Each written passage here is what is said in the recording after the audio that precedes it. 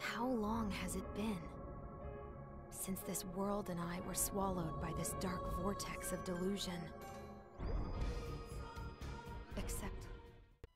Developed by Idea Factory and Compile Hearts, Megadimension Neptunia VII is a lighthearted RPG with a lot of video game fan service.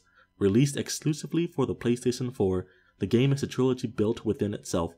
Each segment introduces some new characters and new mechanics, and it's surprising how well this all works within the game. The game begins with our protagonist Neptune stumbling upon an old console. Taking it back to her place, she has questioned about the device from her sister Netgear, when suddenly a flash of light appears and both of them are teleported into the zero dimension. Here they meet a CPU who's lost her memory named Uzume Tenoboshi. She tells them that her dimension has been completely destroyed by the four beings known as Dark CPUs, and from here we get a game filled with quirky, colorful characters going to save the world.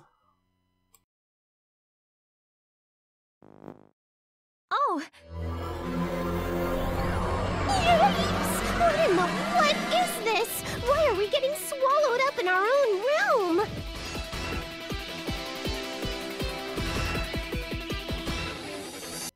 The overworld is made up of lines with multiple points along them.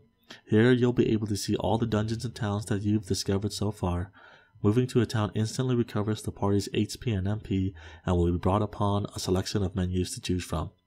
Hitting some of the more standout ones, Scout is where you can assign an off-site character that you found to dungeons. Each scout will have a positive or negative effect on a dungeon that they are assigned to. Some examples can be earning more experience or even earning less depending. They also have a timer when assigned, and when the timer finishes counting down, they can bring back items, find new scouts, and even find hidden dungeons not found within the story. Disc development is where you could create an accessory by picking up to 3 features in a game. Each one will contain a buff, and you can mix and match until you have the one you like. The guild is where you can accept and turn in different levels of side quests, and then there's Converse. This will be how you spend most of your time in towns, as it's how the majority of the story advances. Most story segments are played out by character portraits just standing there and talking amongst themselves. Though they do display facial expressions, many times it will be up to the player's imaginations to visualize what's happening physically. And I did say most of the time because every now and then there will be a slight change in the story, and those will be played out through still art or pre-rendered cutscenes. And lastly, in towns, there's investments. By putting money in commerce, industrial, and public relations, it can earn you new items to buy, new items to create, and even trigger special events.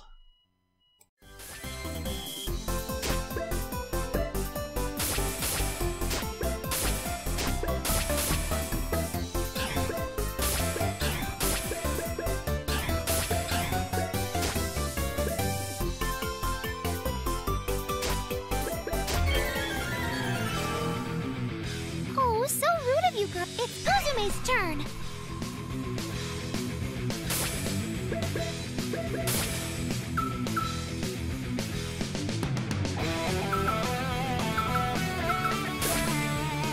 I'll go full power!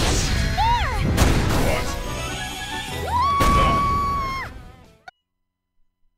While moving across the map, each point can trigger an enemy encounter.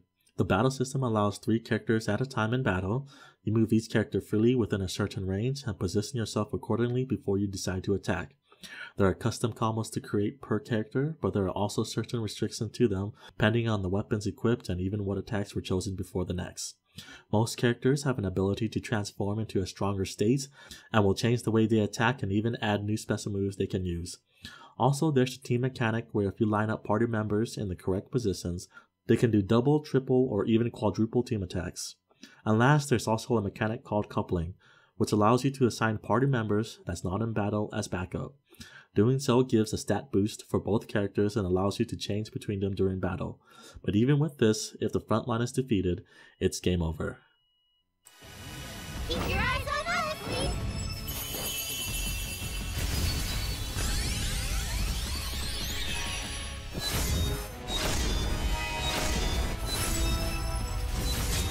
We'll show you the true power of a CPU! Sharing field? Activate!